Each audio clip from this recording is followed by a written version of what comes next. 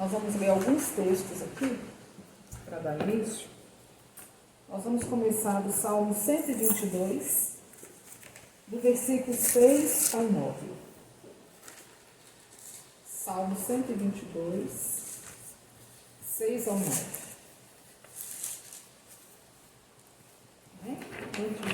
Hoje eu não trouxe Bíblia. A Carmen não trouxe Bíblia para mim. Cada um lê um versículo. Você quer da Bíblia? Tem uma Bíblia. A Bíblia Nazareno? Eu ia sentar pro seu lado pra você ler. Eu vim pra cá por causa da hoje- câmera, mas Nilda comanda ela aqui, eu vou ficar lá. Mas a Bíblia é assim, tem letra grande.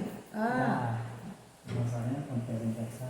Só que eu Legal. não adaptei muito pra não, porque vai ser livre ainda. Bonita. Eu até falei que eu ia comprar uma dela e guardar de A lembrança. Bíblia da Acabou gente de fala com comprar. a gente, não é? Essa fala com você. Né? Essa é mais direta, assim. Sim. Não tem o Salmo fácil. 122. Nós vamos ler de 6 ao 9 e cada um lê um. Depois nós vamos abrir em Joel 3. Salmo 122, a partir do 6. Começa lendo, tia Carlinhos, versículo 6. Orai pela paz de Jerusalém. Sejam prósperos os que te amam. 7. Reine e paz dentro de teus muros e prosperidade nos teus palácios. Por causa dos meus irmãos e amigos, direi: haja paz em ti. Por amor da casa do Senhor, nosso Deus, buscarei o seu bem. Amém. Agora vamos lá em Joel, capítulo 3. A Letícia é engraçado. Pastor Joel. Joel, Joel. Salmo depois. Não, é depois de Jeremias. Joel 3. Jeremias, Ezequiel, Daniel, Depois de Salmo. Oséias. Depois de Aí vem Amós. Joel. Depois de Salmo. A Bíblia, eu Achei. tô cuidado com as páginas, porque novinhas, ó. Joel 3. Joel,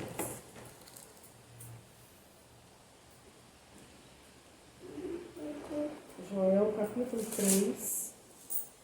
Nós vamos ler primeiro o versículo 1 e 2. Joel 3, versículo 1. Lê, prima, o versículo 1. Eis que naqueles dias e naquele tempo em que mudarei a sorte de Judá e de Jerusalém. Congregarei todas as nações e as farei descer ao vale de Josafá. E ali entrarei em juízo contra elas por causa do meu povo e da minha herança, Israel, a quem elas espalharam por entre os povos, repartindo a minha terra entre si. Versículo 12. E todas as nações se levantem e sigam para o vale de Josafá, porque ali me assentarei para julgar todas as nações vizinhas. Versículo 14. Multidões e multidões no vale da decisão, porque o dia do Senhor está perto, no vale da decisão. Amém. Agora nós vamos lá em Mateus 25. Vamos ler ainda esse texto. Vamos para Mateus. Mateus 25. Nós vamos ler a partir do versículo 31. Mateus 25. Mateus 25. Nós vamos ler do 31 ao 46.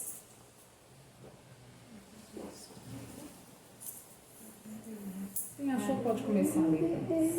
Quando vier o Filho do Homem na sua majestade e todos os anjos com ele, então se assentará no trono da sua glória.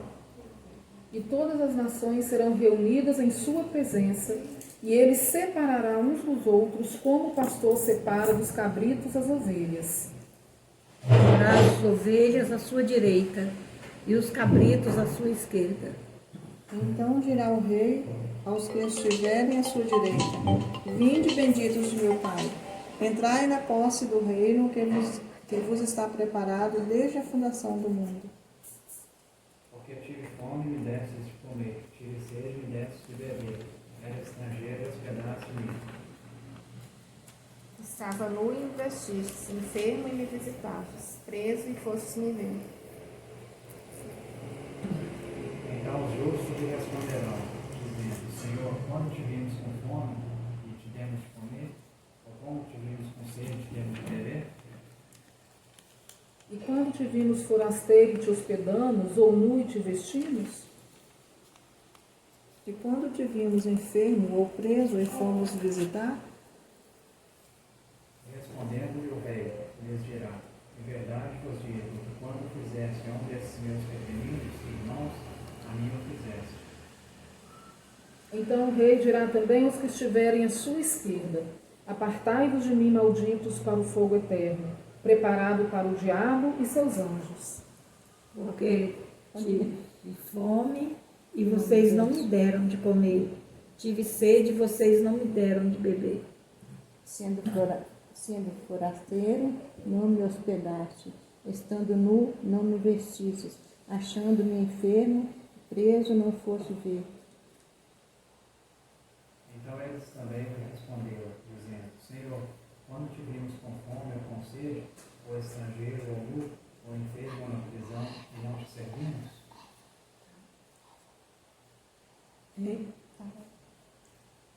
Então lhe responderá, dizendo, em verdade vos digo, quando um desses pequeninos tu não fizeste a mim.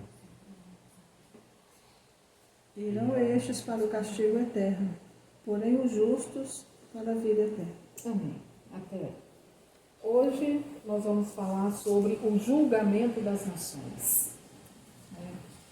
Só para a gente se situar um pouquinho aqui, recapitulando, né, para a gente chegar aqui no contexto do nosso estudo hoje, nós já vimos que o próximo acontecimento escatológico que nós estamos esperando acontecer, vai ser...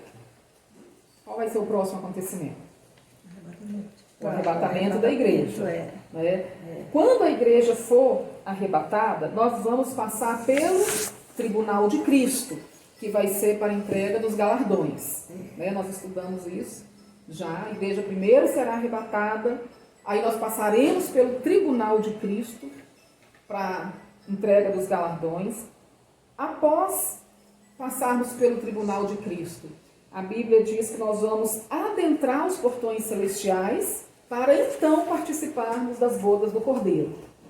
Enquanto a igreja estiver lá no céu, participando das bodas do Cordeiro, paralelamente a terra vai estar passando pelo pior período da história, o período mais negro, mais terrível da história da terra, que vai ser a grande tribulação. Ao final da grande tribulação, Jesus ele vai retornar a essa terra com poder e grande glória. Quando então haverá a batalha do Armagedon, que nós estudamos na semana retrasada, e após a batalha do Armagedon, haverá aqui na terra um julgamento, que é o que nós vamos estudar hoje. Né? Então a igreja será arrebatada, passa pelo tribunal de Cristo, entra no céu para participar das bodas do Cordeiro. Enquanto a igreja estiver participando das bodas do Cordeiro, a terra estará no período da grande tribulação. Quando terminar, exatamente quando completar os 7 anos da tribulação, Jesus voltará com poder e grande glória, acompanhado dos exércitos do céu e da igreja, que somos nós, e haverá então a batalha do Armagedon. Quando Jesus ele vir, pela segunda vez, a vinda dele em glória, ele vai vir para estabelecer um reino aqui na terra, um reino de 1000 anos na terra, que vai ser o assunto do nosso próximo estudo. Na semana passada, na semana que vem, nós vamos falar sobre o milênio, sobre o reino messiânico do Senhor Jesus. Mas tem um texto, olha em Daniel 12, nós vamos ler isso aqui também, para a gente entender exatamente esse assunto que nós vamos falar aqui hoje. Daniel, capítulo 12, nós precisamos ler mais esse texto. O que vai acontecer, primeira coisa que vai acontecer após a batalha do Armagedon. Daniel 12, versículo 11 e versículo 12 diz assim, olha: depois do tempo em que o sacrifício diário for tirado e posta a abominação desoladora, haverá ainda 1290 dias. Bem-aventurado o que espera e chega até 1335 dias. Olha que versículo, a gente lendo assim, a gente não consegue entender muita coisa, né? Mas Daniel, olha só, vamos ler mais uma vez. Depois do tempo em que o sacrifício diário for tirado e posta a abominação desoladora, haverá ainda 1290 dias. Bem-aventurado o que espera e chega até 1335 dias.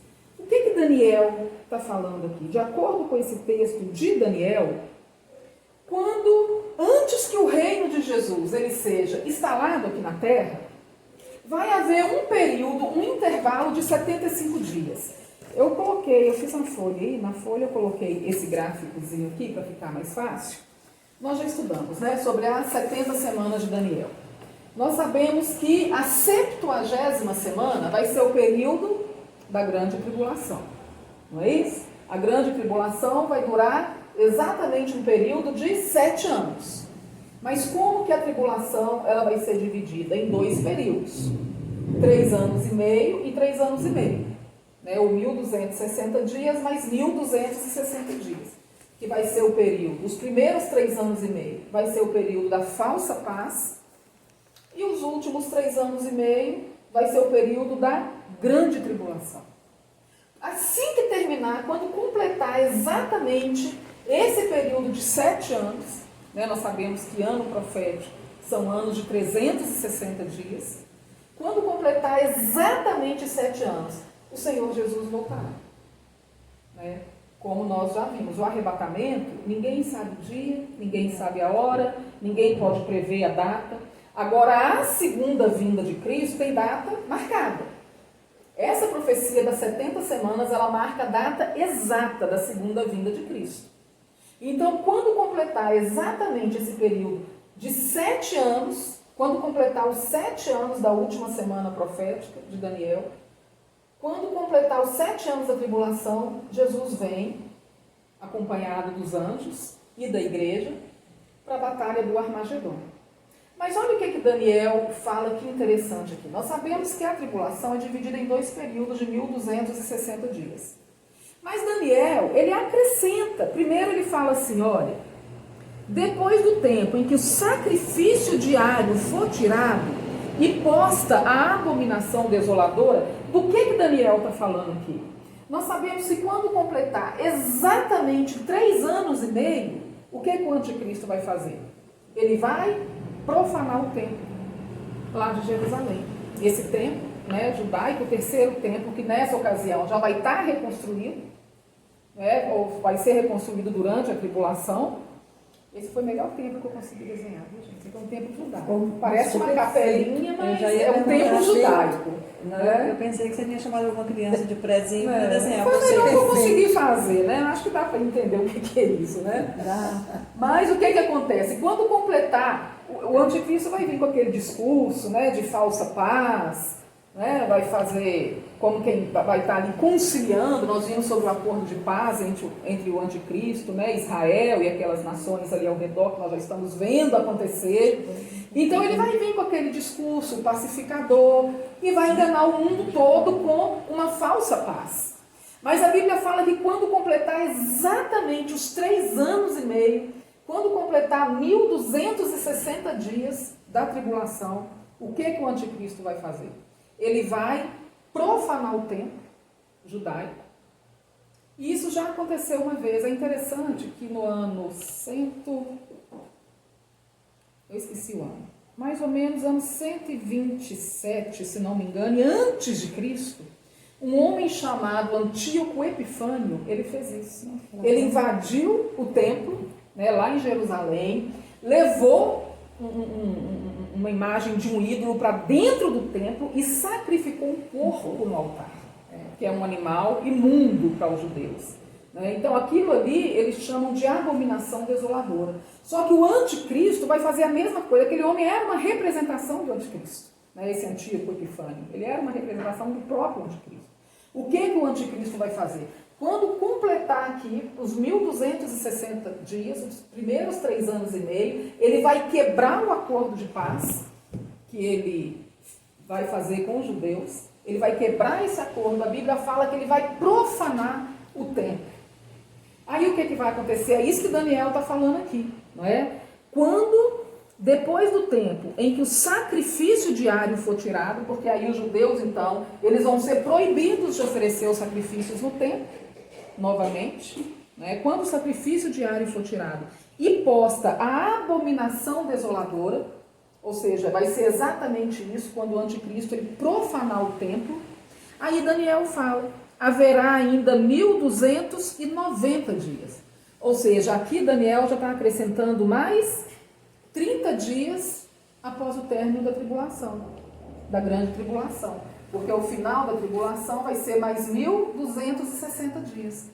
Mas Daniel ele começa falando aqui que haverá ainda 1290 dias. É só uma observação. Quer dizer que nesse período de 3 anos e meio vai ser o período que vai reconstruir o templo. Vai ser durante aí. Vai ser Os muito judeus, rápido. não, os judeus, olha aqui para você ver, eles falaram que em 6 meses eles levantam o templo. 6 meses. Eles já estão com tudo preparado. Mas é muito grande. Eles já estão, mãe, eles já estão com tudo preparado para a reconstrução. Em 1987, os judeus criaram o Instituto do Templo. Então, o que eles fazem? Desde 87, eles já estão treinando os sacerdotes, os levitas para o serviço do templo. Né? Inclusive, todo judeu que tem o sobrenome Cohen é descendente de Arão. Então, eles já pegaram ali aqueles descendentes de Arão. Eles já estão sendo treinados para o serviço do templo. Já fizeram as vestes sacerdotais, já estão prontas. Todos aqueles utensílios sagrados do templo já fizeram, já está tudo preparado.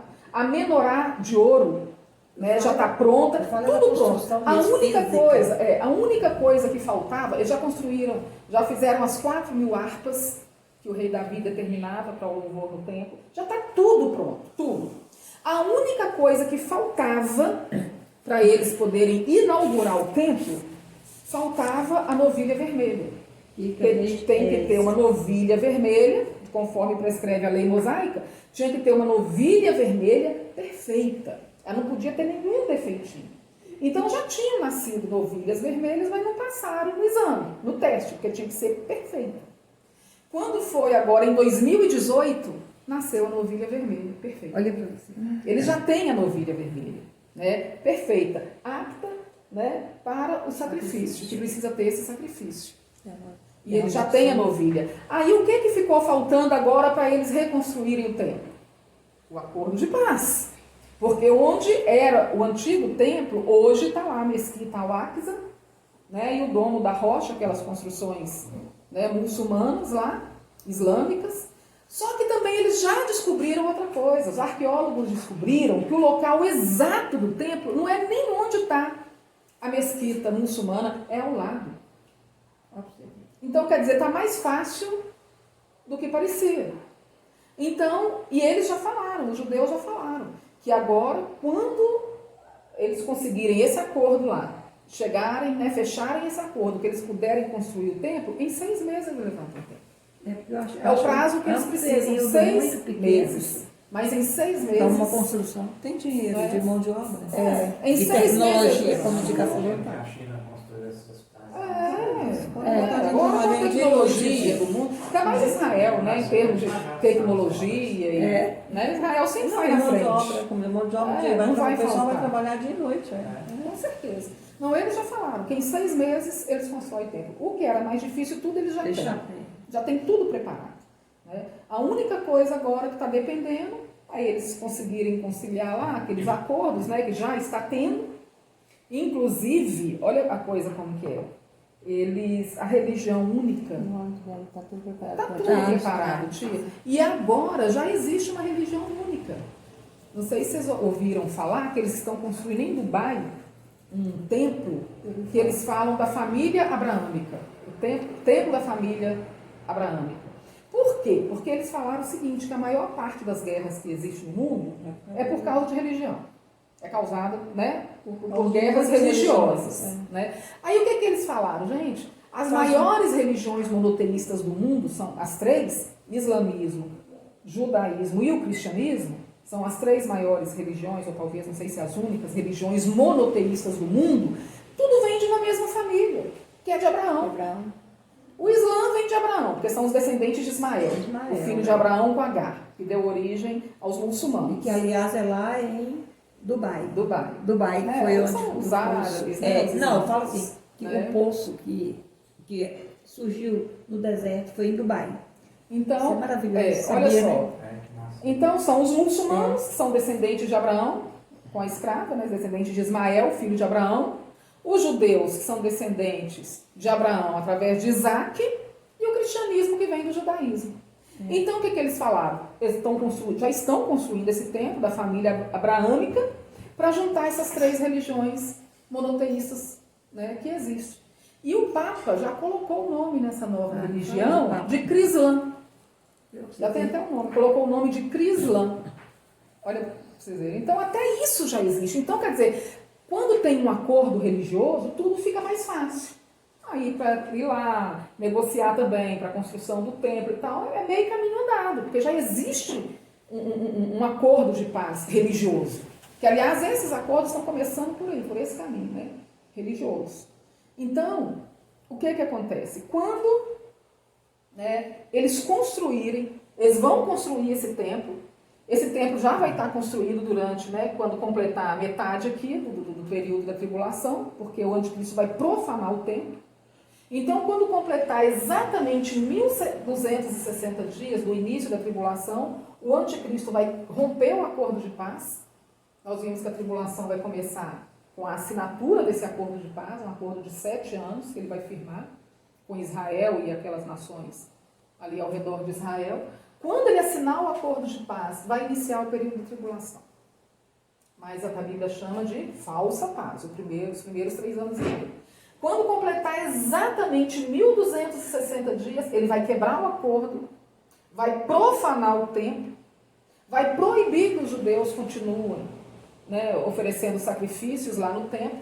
E Daniel fala que quando eles tirarem o sacrifício diário, quando os judeus forem proibidos agora de oferecer sacrifício, e posta a abominação desoladora. A abominação desoladora é exatamente o que o anticristo vai fazer. Né? Ele vai profanar o templo judaico. Aí Daniel fala que haverá ainda 1290 dias. 1260 dias. Esses 1290 começa quando?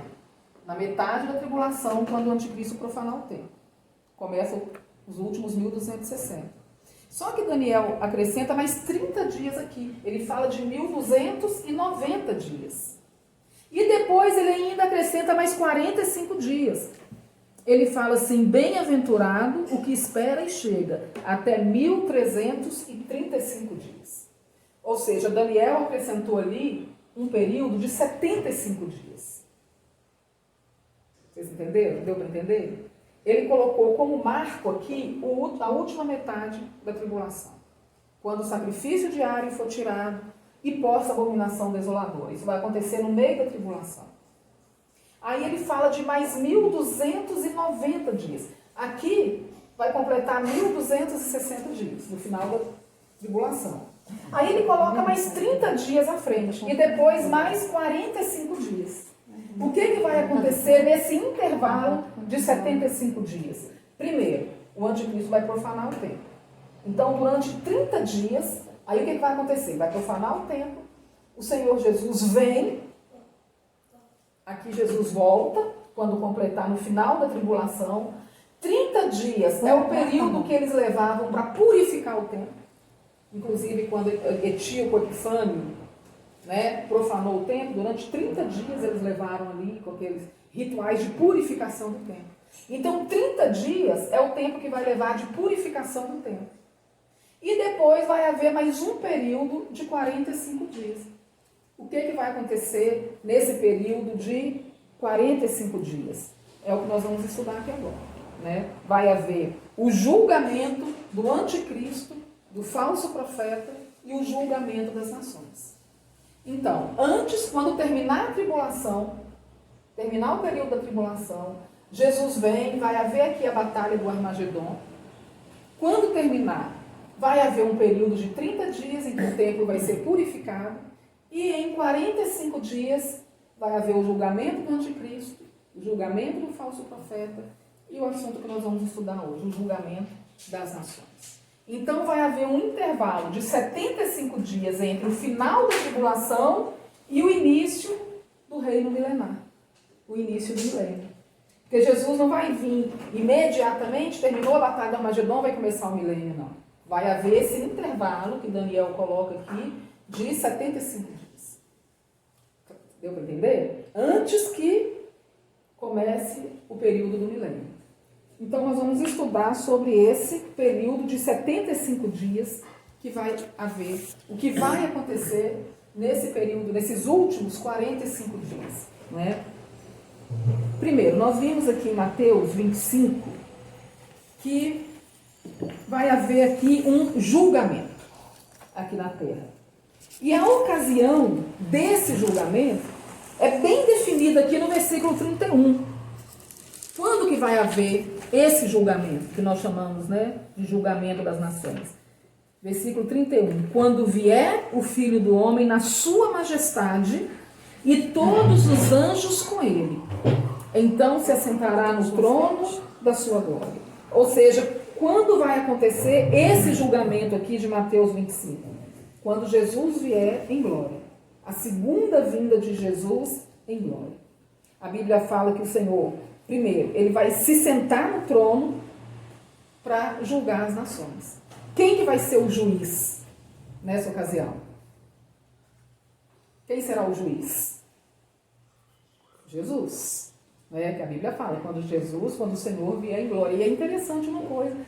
A Bíblia fala que o Pai, olha o que Jesus falou. O Pai a ninguém julga, mas ao Filho confiou todo o julgamento. Todos os julgamentos que a gente vê na Bíblia, inclusive o juízo final, o juiz será Jesus. Sempre o juiz será Jesus. Né? Ele não é o Pai, ele não é Deus Pai. Não, mas ele é Deus. Mas eu digo assim, o juiz será Jesus, não vai ser Deus Pai. Né? Vai ser Jesus. Deus Filho. Vai ser Deus Filho.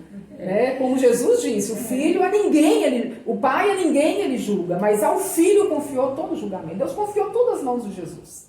Ele veio redimir o ser humano, salvar o ser humano, e ele mesmo é que vai julgar. É aquela história. Hoje eu sou teu salvador. Amanhã eu serei teu juiz. Um dia ele virá como juiz. Não é? Era E só- Atos 17, eu gosto muito do versículo de Atos 17 Maravilhoso também, que demais. fala assim, que Deus não levou em conta os tempos da ignorância. Agora, porém, notifica a todos os homens em toda a parte que se arrependam. Porque ele estabeleceu um dia em que julgará o mundo com justiça por meio de um varão que destinou e acreditou diante de todos, ressuscitando dentre os Que é mortos. Jesus. Eu amo esse texto. Que é Jesus. Eu amo esse também. texto. Vocês textou de cor, porque eu amo, né, Atos 17. Porque a Bíblia fala que Deus, ele destinou Jesus para todo julgamento, quem vai fazer é Jesus. Então, nessa ocasião também, né, a Bíblia fala que o juiz, nessa ocasião, será Jesus. Quem vai participar desse julgamento aqui? Quem serão os participantes desse julgamento? Serão todos os gentios que sobreviverem à grande tribulação. Porque esse julgamento vai acontecer no final da tribulação. Não é isso? Então, todos aqueles gentios que sobreviverem à grande tribulação vão participar desse julgamento. Serão julgados aqui por Jesus. Onde será esse julgamento? Nós vimos lá em Joel, no vale de Josafá. Tem um lugar específico lá em Israel onde vai acontecer esse julgamento. A Bíblia fala que será no vale de Josafá. Josafá, o nome Josafá significa o Senhor julgará. Então ali já está mostrando que ali vai ser um lugar de julgamento. Vai ser o julgamento das nações gentílicas. São os gentios que sobreviverem à tribulação, que vão passar por esse julgamento. A Bíblia fala de 3 julgamentos escatológicos que ainda vão acontecer. Todo ser humano vai participar de pelo menos um desses julgamentos. Todo mundo, todo ser humano vai participar de pelo menos um. Alguns vão participar de 2, o que não vai ser um bom indício. Nós vamos ver aqui por quê. Né? Qual vai ser o próximo julgamento que haverá, que a Bíblia fala? Né? O primeiro julgamento que está por vir, o julgamento escatológico, nós estudamos sobre ele, que vai ser o tribunal de Cristo. Por esse julgamento aqui, esse julgamento será unicamente para os salvos.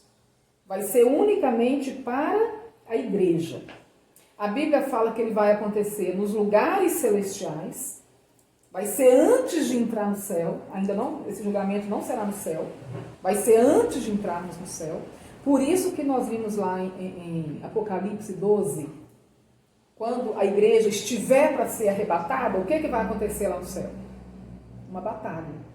Porque nós sabemos que Satanás, ele habita nas regiões celestiais. Né? Ele habita nas regiões celestiais, no segundo céu.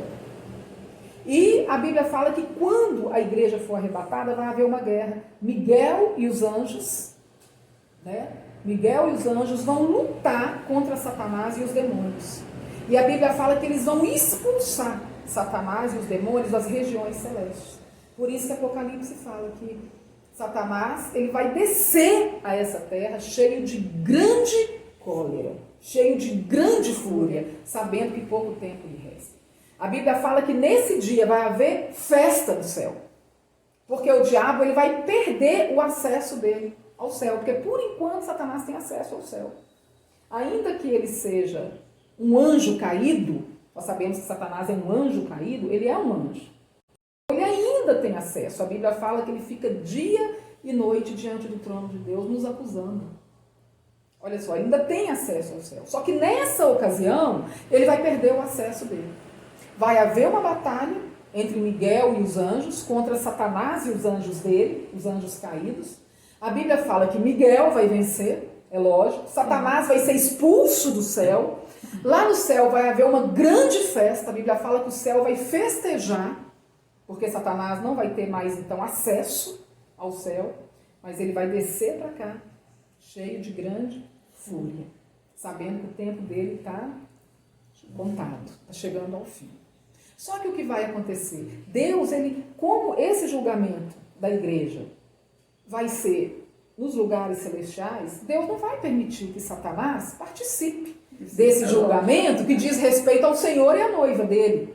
Então, antes que haja esse julgamento, né, que vai ser o tribunal de Cristo, Satanás primeiro vai ser expulso do céu.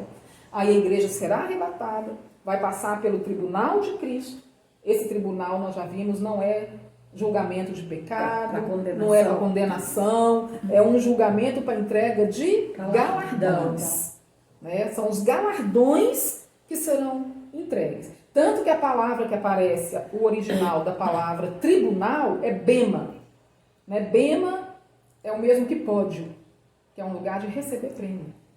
Né? Então, esse tribunal, a palavra para esse tribunal é bema, que é um lugar de premiação. Né?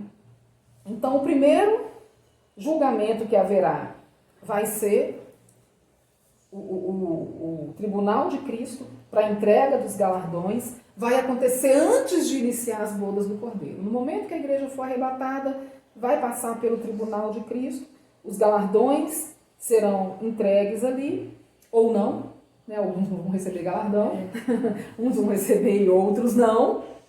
Aí, mas esse será o próximo julgamento. Vai ser um julgamento. Para galardão, mas vai ser um julgamento. Né? O que vão ser julgadas ali serão as nossas obras. Não é julgamento de pecado, são as nossas obras que serão julgadas. Depois, o segundo julgamento que haverá será o julgamento das nações, que é esse que nós estamos estudando hoje. Esse julgamento, esse julgamento das nações, ele vai acontecer aqui na terra, lá no Vale de Josafá. Ele vai acontecer após o período da grande tribulação, antes de começar o milênio. Esse julgamento será para todos os gentios que sobreviverem à grande tribulação. Para que será esse julgamento, gente? Esse julgamento ele vai determinar quais gentios entrarão para o reino milenar de Cristo. Esse julgamento vai ser para isso, para determinar quem vai entrar para o reino milenar e quem não vai entrar para o reino milenar. Vai ser o objetivo desse julgamento. Tá bom? E o terceiro e último julgamento vai ser o julgamento do grande trono branco, que é o juízo final. Onde vai ser esse julgamento? Eu sou doida para saber. Não queria saber, minha filha. A Bíblia fala que a terra e o céu Vão fugir. vão fugir de diante da face do Não, Senhor. Quando ele eu sentar não quero nesse saber. trono para julgar. Eu não quero.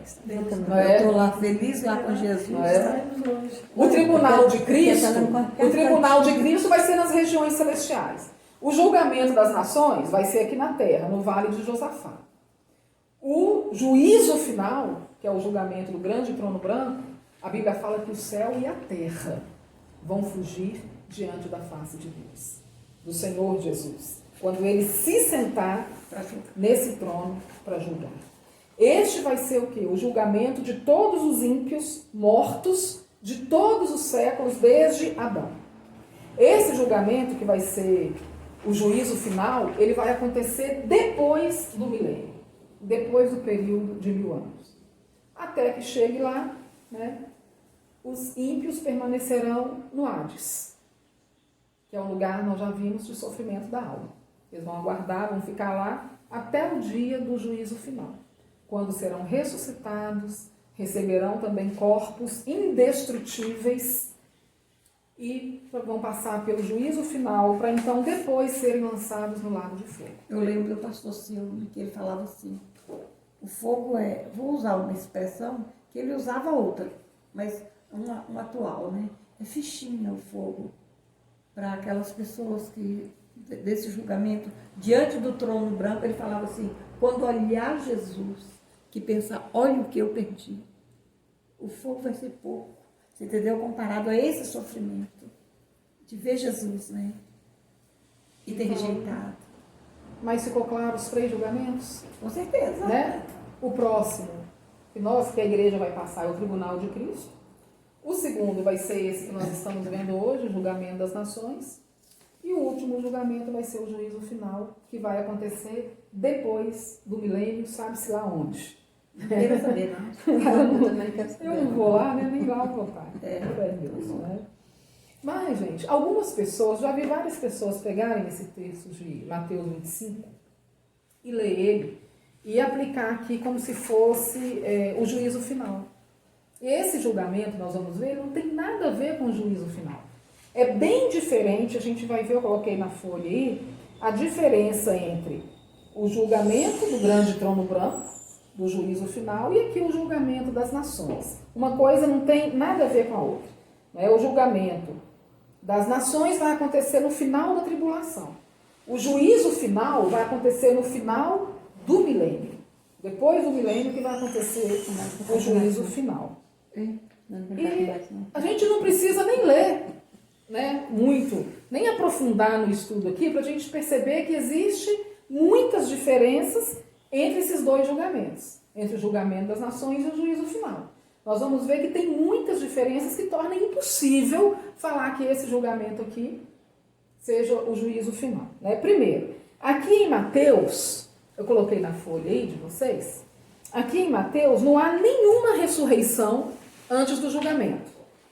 Por quê? Aqui vai ser um julgamento de nações viventes, pessoas vivas vão participar desse julgamento aqui. Agora, o juízo final, lá em Apocalipse, será um julgamento de mortos.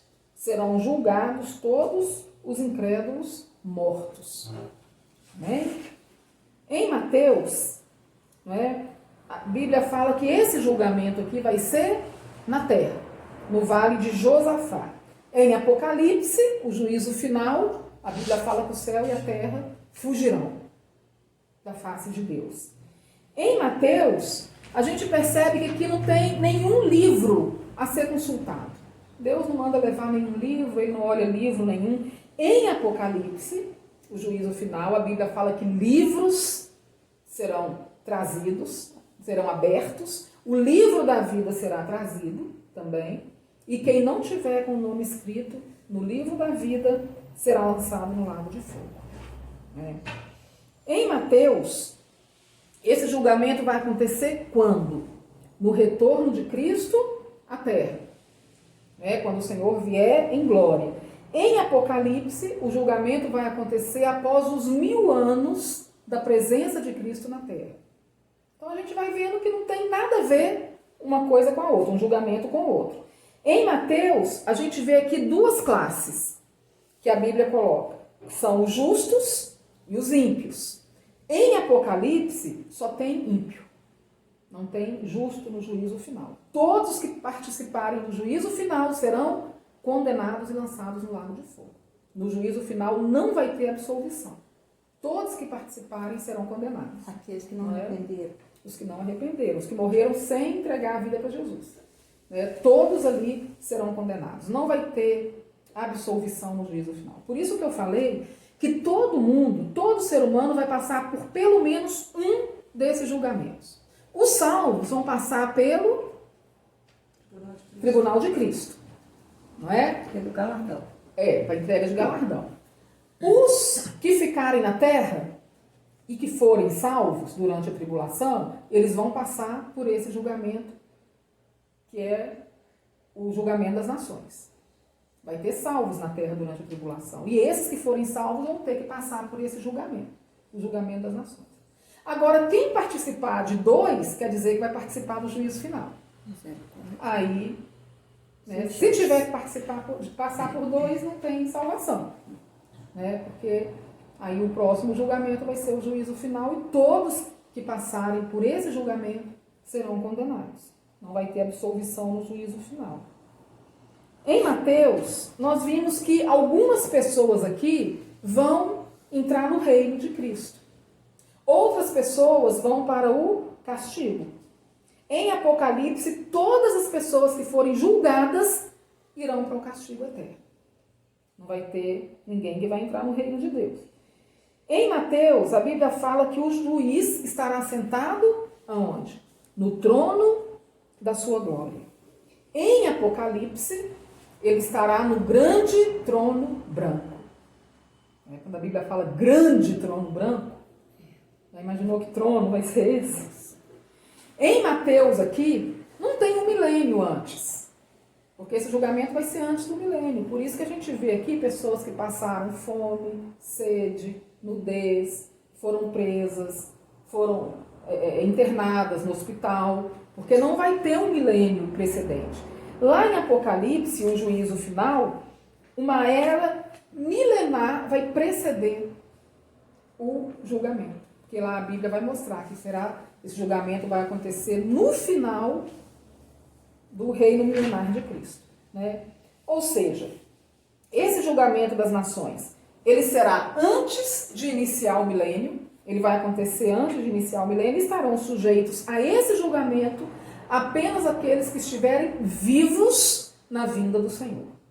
Os que morrerem durante a tribulação, os ímpios que morrerem, vão para o Hades aguardar o juízo final. Os salvos que morrerem durante a tribulação vão ser ressuscitados ao final da tribulação, para também passarem por esse julgamento aqui.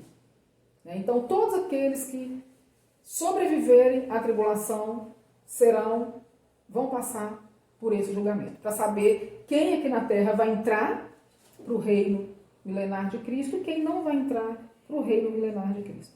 Agora vem uma coisa interessante aqui. Qual vai ser o critério que o Senhor vai usar nesse julgamento aqui? Vai haver um critério. Olha o que o Senhor fala aqui. Vamos ler novamente aqui, olha. A Bíblia fala que Jesus, ele vai falar assim, o rei dirá aos que estiverem, versículo 34, à sua direita, vinde benditos do meu Pai, entrai na posse do reino que vos está preparado desde a fundação do mundo. Porque tive fome e me deste de comer, tive sede e me deste de beber, era forasteiro e me hospedastes, estava nu e me vestistes, enfermo e me visitastes. preso e fostes ver-me. Então perguntarão os justos: Senhor, quando foi que te vimos com fome e te demos de comer? Ou com sede e te demos de beber? Quando te vimos forasteiro e te hospedamos, ou nu e te vestimos? Então o rei respondendo lhes dirá: em verdade vos afirmo que sempre que o fizestes a um destes meus pequeninos irmãos, a mim o fizestes. E para o grupo que tiver à esquerda, o Senhor vai usar o mesmo critério. O Senhor, então, o rei dirá aos que estiverem à sua esquerda: apartai-vos de mim, malditos, para o fogo eterno, preparado para o diabo e seus anjos. Porque tive fome e não me destes de comer. Tive sede e não me destes de beber. Sendo forasteiro, não me hospedastes. Estando nu, não me vestistes. Achando-me enfermo e preso, não fostes ver-me. E lhe perguntarão: Senhor, como foi que te vimos com fome, com sede, forasteiro, nu, enfermo ou preso, e não te assistimos? Então lhes responderá: em verdade vos digo, que sempre que o deixastes de fazer a um destes mais pequeninos, a mim o deixastes de fazer. Então, qual vai ser o critério que Jesus ele vai usar nesse julgamento aqui? O critério vai ser o tratamento que os gentios dispensarem a Israel durante a grande tribulação. Jesus chama aqui os judeus de meus pequeninos irmãos. Então, o critério que o Senhor vai usar nesse julgamento vai ser a forma que os gentios vão tratar Israel durante a grande tribulação, quando nós sabemos que Israel vai ser terrivelmente perseguido pelo anticristo. Israel sempre sofreu perseguição, nós sabemos disso. Desde o começo da história de Israel até hoje, Israel sempre enfrentou todo tipo de perseguição, de preconceito, né? E até hoje o judeu enfrenta muito preconceito no mundo. Eles já passaram por muitos massacres. Só Hitler matou 6 milhões de judeus, né? Nós sabemos disso. E durante a tribulação, a Bíblia fala que o anticristo ele vai se voltar com fúria contra o mundo inteiro, mas principalmente contra Israel. Mais uma vez, Satanás ele vai tentar destruir os judeus, exterminar os judeus da face da terra. Mas nós sabemos que durante a tribulação, o que vai acontecer? Os judeus vão se converter a Jesus, eles vão se converter e vão ser eles que vão fazer a obra de Deus aqui na terra. Só que o que vai acontecer? Eles vão ser terrivelmente perseguidos. Eles vão sofrer, muitos vão morrer, né? Então, o que a Bíblia fala que vai acontecer nesse julgamento aqui? Nós vamos entender o porquê desse critério, né? O que vai acontecer nesse julgamento? A Bíblia fala que os anjos vão separar os homens em 3 grupos. Um grupo ficará à esquerda de Jesus, um outro grupo ficará à direita de Jesus e um outro grupo vai ficar na frente de Jesus. Os que ficarem à esquerda do Senhor, a Bíblia chama de bodes, não é? São as nações bodes. Quem são esses que a Bíblia chama de bodes? São aquelas pessoas que durante a grande tribulação, elas vão perseguir os judeus. Por quê? Porque vão estar influenciados por Satanás, influenciados pelo anticristo. Então essas pessoas vão perseguir Israel também. Automaticamente, todas aquelas pessoas que se submeterem ao anticristo, todas aquelas pessoas que receberem a marca da besta, automaticamente eles vão odiar Israel. Porque eles vão estar aliados ao anticristo, o Espírito Santo não vai mais agir na vida dessas pessoas, o principal alvo do anticristo durante a tribulação vai ser Israel. Então, automaticamente, essas pessoas que se aliarem ao anticristo, que ficarem do lado do anticristo, que receberem a marca da besta, automaticamente essas pessoas também vão odiar Israel. Então, essas pessoas que estiverem à esquerda do Senhor, né, o Senhor vai dizer para eles o quê? Versículo 41. Então o rei dirá também aos que estiverem à sua esquerda: Apartai-vos de mim, malditos, para o fogo eterno, preparado para o diabo e seus anjos. O que Jesus está dizendo aqui? Primeira coisa que o Senhor está dizendo, que o inferno não foi criado Para nós. para o ser humano. Deus não criou o inferno para o ser humano. A Bíblia fala que o inferno, Jesus está falando aqui que o inferno foi criado para Satanás e os seus anjos, ou os seus demônios. Os anjos caídos, né? Exatamente, que são os demônios. Não é? O que a gente conclui aqui? Para o inferno, os demônios já são destinados a ir para o inferno.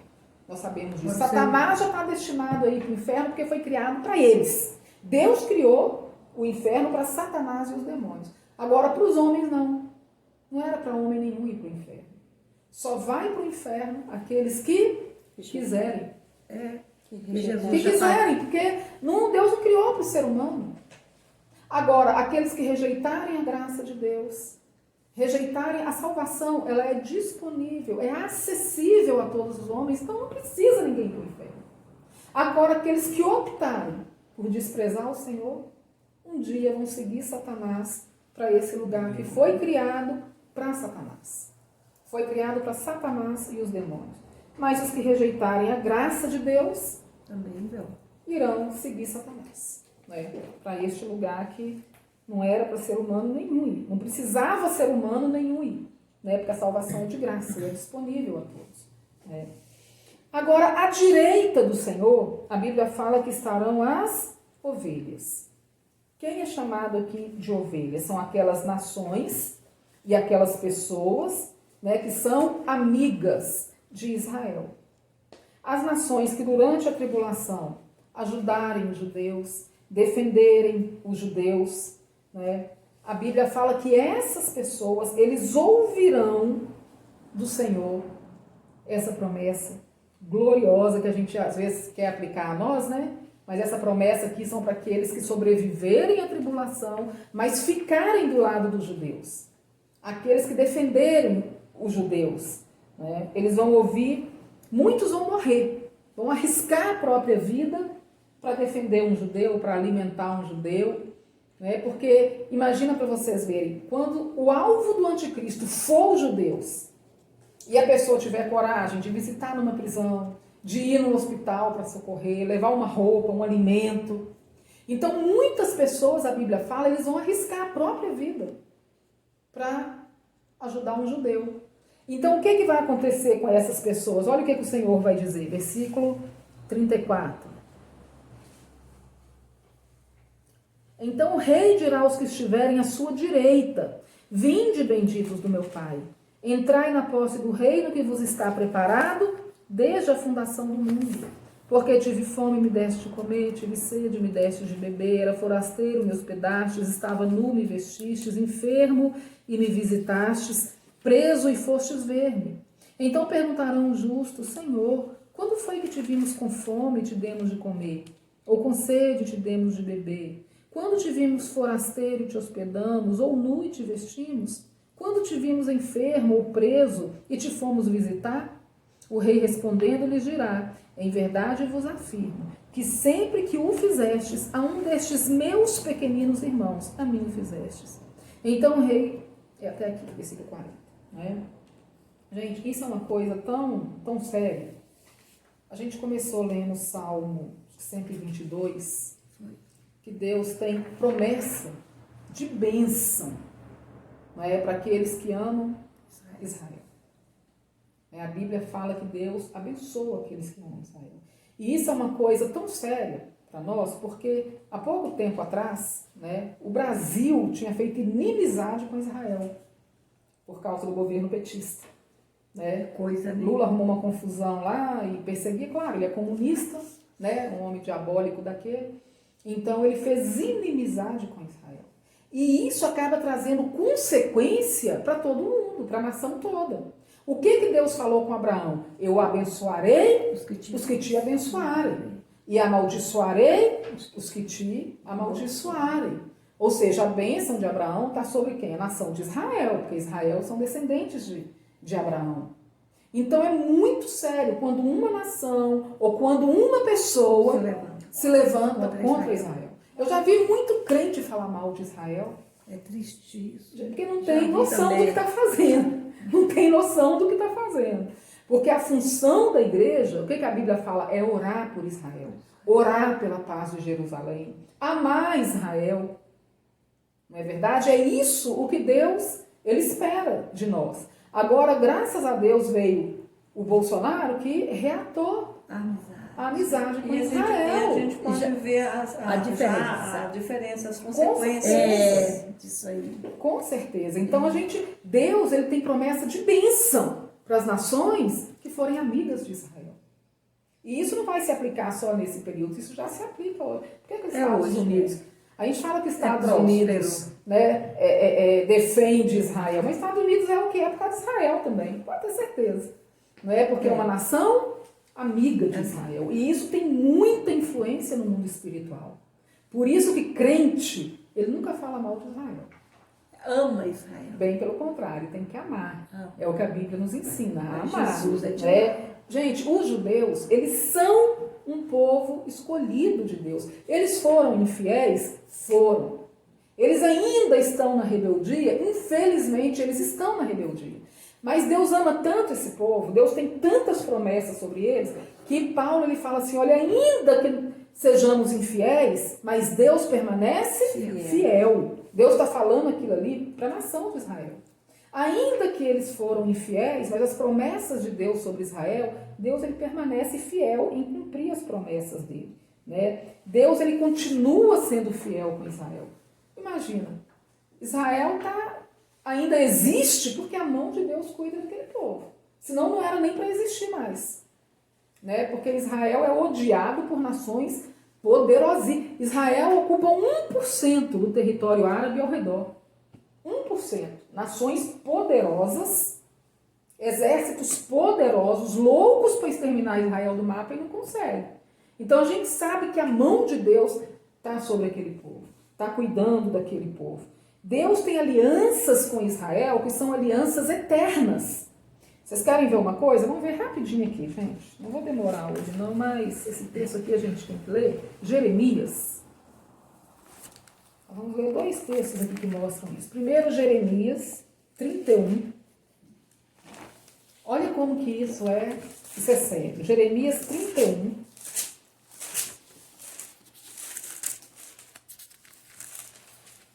Jeremias 31, 35 até o 37. Olha o que diz aqui. Assim diz o Senhor, que dá o sol para a luz do dia, e as leis fixas à lua e às estrelas para a luz da noite, que agita o mar e faz brandir as suas ondas. Senhor dos exércitos é o seu nome. Se falharem essas leis fixas diante de mim, diz o Senhor, deixará também a descendência de Israel de ser uma nação diante de mim para sempre.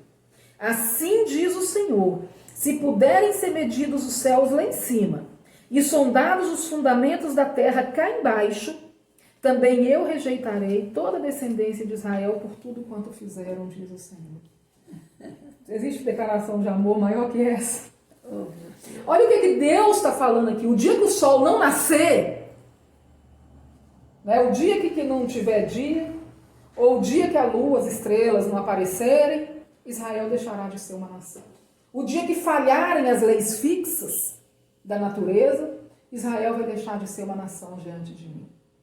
O dia que alguém conseguir medir a altura dos céus lá em cima, ou sondar os fundamentos da terra lá embaixo, aí eu rejeitarei Israel por tudo que eles fizeram. Ou seja, eles agiram corretamente? Não. Eles foram fiéis ao Senhor? Não. Mas a aliança que Deus fez com eles é uma aliança eterna. E Deus falou que Ele não vai quebrar essa aliança. Quer dizer, a gente pode ser inimigo de um povo desse?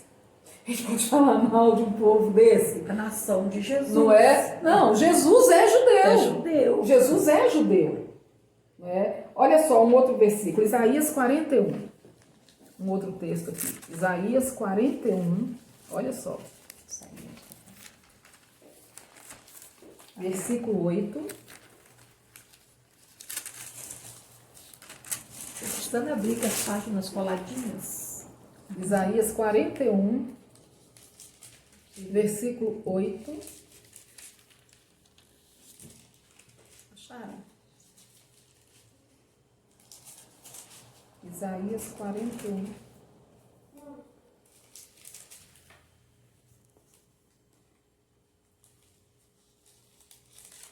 Versículo 8. Diz assim, ó: Mas tu, ó Israel, servo meu, tu, Jacó, a quem elegi, descendente de Abraão, meu amigo. Tu, a quem tomei das extremidades da terra e chamei dos seus cantos mais remotos, e a quem eu disse, tu és o meu servo, eu te escolhi e não te rejeitei. Não temas, porque eu sou contigo. Não te assombres, porque eu sou teu Deus. Eu te fortaleço e te ajudo, e te sustento com a minha destra fiel. Eis que envergonhados e confundidos serão todos os que estão indignados contra ti, serão reduzidos a nada. E os que contendem contigo perecerão. Aos que pelejam contra ti, buscá-lo-ás, porém não os acharás. Serão reduzidos a nada, e a coisa de nenhum valor os que fazem guerra contra ti. Porque eu, Senhor teu Deus, te tomo pela tua mão direita e te digo, não temas que eu te ajudo. Não temas, ó vermezinho de Jacó, povozinho de Israel, eu te ajudo, diz o Senhor, o teu Redentor é o Santo de Israel. É maravilha. Quem vai destruir um povo desse? Quem consegue destruir um povo desse? E Deus ainda deixa claro, vermezinho de Jacó, povozinho de Israel, porque é uma nação pequenininha. Mas quem está falando? Mas não temas que eu te ajudo. Eu sou o teu Redentor. Eu sou, não é, o teu Deus, né? Porque eu, Senhor, teu Deus, te tomo pela tua mão direita e te digo, não temas que eu te ajudo.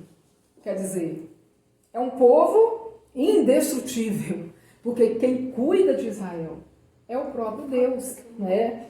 O que Jesus disse? Jesus disse para a mulher samaritana que a salvação vem dos judeus. O próprio Jesus, ele é judeu. Então o que acontece? O diabo sempre odiou esse povo e sempre tentou destruir esse povo. Como disse Davi, Salmo 124, eu falei que eu não ia ler mais, mas eu quero só aqui ler. Isso Quando aqui que é delicioso, olha. A mulher adúltera, ele estava Jesus pegando para ela e eles acharam ruim. Já viu o judeu falar com a samaritana? a samaritana, né? Olha aqui. Pois eu o ajudarei, diz o Senhor, o seu Redentor é o Santo de Israel. Então, olha pra você ver. Quer dizer, que delícia. vai mexer com o povo desse? Eu não mexo, não tá doido. Que lindo. O que a gente pode fazer é amar. Né? Somente. Olha o que Davi diz, Salmo 124. Não fosse o Senhor que esteve ao nosso lado, Israel que o diga. Não fosse o Senhor que esteve ao nosso lado quando os homens se levantaram contra nós e nos teriam engolido vivos, quando a sua ira se acendeu contra nós. As águas nos teriam submergido, e sobre a nossa alma teria passado a torrente. Águas impetuosas teriam passado sobre a nossa alma. Bendito o Senhor, que não nos deu por presa aos dentes deles.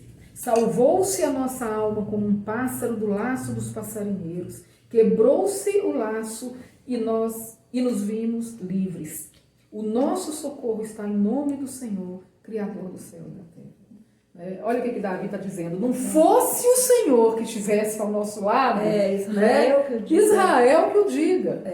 Porque Israel sempre foi atacado. E por nações muito mais poderosas. Mas quem está ao lado de Israel é o Senhor. Não é? Então, o que vai acontecer durante a grande tribulação? Quando Satanás, através ali do anticristo, estiver perseguindo tão furiosamente os judeus, somente aqueles que se converterem a Cristo de verdade é que vão ter coragem de arriscar a própria vida para ajudar um judeu, para visitar um judeu, para alimentar um judeu. Imagina uma pessoa que não tiver Cristo, vai fazer uma coisa dessa? De forma alguma. Ele não vai arriscar a própria vida para ajudar um judeu. Então, quem fizer isso durante a grande tribulação, o que essa pessoa vai estar fazendo? ela vai estar confessando publicamente a fé dela em Deus e na palavra de Deus. Porque sem crer em Cristo, sem confiar em Jesus nessas circunstâncias, ninguém ia ousar ser amigo de um judeu durante a grande tribulação. E sem contar que essas pessoas que vão passar pela grande tribulação e vão estar vivos nesse dia, são aqueles que rejeitaram a marca. Exatamente. Né? Então, assim, já mesmo, como diz, eles já declararam a fé em Jesus pelo fato de ter rejeitado a marca. Exatamente. Então, o coração Porque, já como vai eu estar disse, mais... aquele que receber a marca, automaticamente ele já vai estar odiando Israel. Exatamente. Ele já assim, escolheu o lado dele. Já escolhi. Agora, aqueles que rejeitarem a marca, não é? Aqueles que se renderem a Cristo, se converterem a Cristo, automaticamente eles vão defender Israel, que vai estar sendo perseguido durante a grande tribulação. Então, por que Jesus ele fala isso aqui? Ele usa como critério o tratamento que os gentios dispensarem aos judeus. Porque a atitude de amar e de ajudar os judeus será uma clara evidência da fé dessa pessoa em Cristo e na palavra dele. Não é porque a pessoa vai ser salva pelas obras. Não é isso. É porque ela já é salva. Não é? Na verdade, a obra dela, a atitude dela vai ser uma evidência da fé dela em Cristo. É igual hoje. Tiago, ele diz o quê? Que a fé sem obras, ela é morta.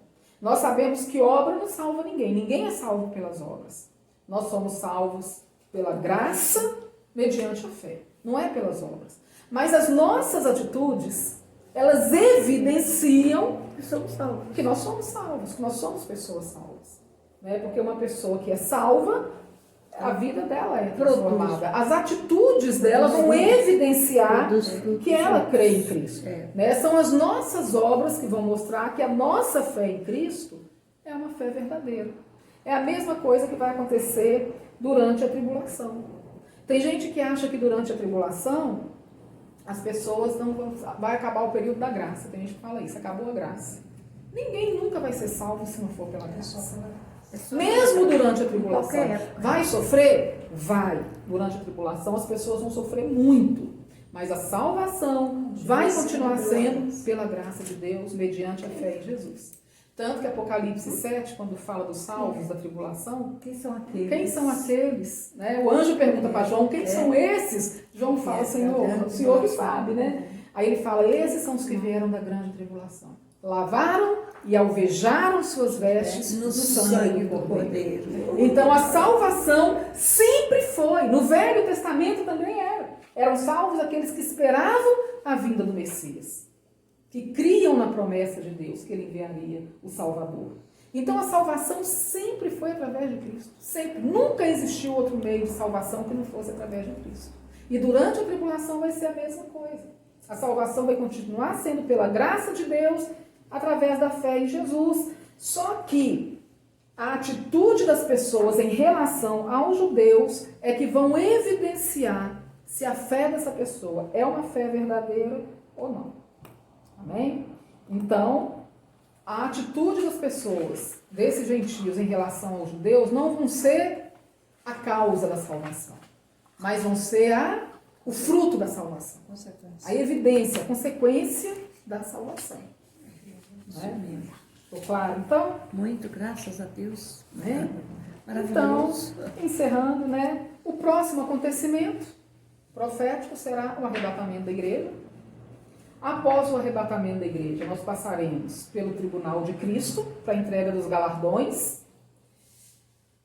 Aí entraremos no céu para participarmos das bodas do Cordeiro. Festa de 7 anos. 7 anos de festa, da festa mais gloriosa que alguém puder imaginar. O anfitrião será Deus Pai. Já pensou? Durante as bodas do Cordeiro. Enquanto a gente estiver nas bodas do Cordeiro lá no céu, a terra estará passando pela grande tribulação. Ao final da grande tribulação, Jesus virá acompanhado dos exércitos dos céus e da igreja, quando haverá a batalha do Armagedon, e depois então vai haver o julgamento do anticristo e do falso profeta. eles vão ser lançados diretamente no lago de fogo. Eles não vão passar nem pelo Hades. Eles vão inaugurar o inferno. Eles vão inaugurar o inferno 1000 anos antes do juízo final. Né? Então, o anticristo e o falso profeta serão lançados no lago de fogo. Haverá o julgamento das nações. Não é? Satanás será preso nesse julgamento também aqui. Vai ser quando Satanás será preso e acorrentado. Ele vai ficar lá no Tártaro durante 1000 anos. Ele ainda não vai nem para o lago de fogo, mas ele vai estar no Tártaro, que é uma prisão de demônios, que nós estudamos naquele primeiro estudo. Ele vai para o Tártaro. A Bíblia fala que ele vai ser preso, acorrentado por 1000 anos. E então vai haver esse intervalo de 75 dias, quando haverá também o julgamento o das anticristo é o nações. próprio Satanás? Não. O anticristo é um homem, usado por Satanás. O Satanás. Né? Vai ser o pior ser humano Que já pôde existir no mundo, vai ser o anticristo. Vai ser um homem 100% rendido a Satanás e usado por Satanás. Né? Mas o anticristo será um homem. Não vai ser o próprio. O falso profeta Né? é um homem. É um homem também. O falso profeta Religioso. também vai ser um homem. Não é? Usados, os dois serão usados por Satanás. Não é? Então, né, o anticristo e o falso profeta vão ser lançados no inferno. Satanás vai ser preso no Tártaro. Haverá esse intervalo de 75 dias entre o final da tribulação e o estabelecimento do reino milenar. Neste intervalo que vai haver, né, o julgamento do anticristo, do falso profeta e o julgamento das nações. Né? E depois, então, que no final desse julgamento, quando terminar aqui o julgamento das nações, aí Jesus vai estabelecer um reino aqui na Terra, que vai ser o assunto do próximo estudo. Né? Cadê a idade? Fala pra ela, Bia. Fala pra ela. Esqueci que ela está me ouvindo. Vai ouvir. Ela vai ouvir. Mas aí na semana que vem, eu confesso. Dá um oi também aí pra Dilma, né? que eu tô mandando pra ela, ela tá maravilhada, ela falou que queria tanto estar aqui. Eu confesso, né, que é o meu assunto predileto. É o assunto da semana que vem. Né? Semana que vem eu vou fazer questão, Que mesmo vai que estou ser- aqui da igreja, eu vou gravar de Dilma uma pra vir. Pois é, a Dilma, né, vamos convidar a Dilma, né, para estar presente aqui conosco, né, no próximo estudo. Né, nós vamos Também falar a Ilma. sobre... Pois é, pode vir a turma A família toda lá da toda. Bahia, vem a família toda, né? Os baianos. Pois é. Que tipo. Mas aí na semana que vem nós vamos falar então sobre o reino milenar de Cristo, o reino de Cristo sobre a terra. Amém?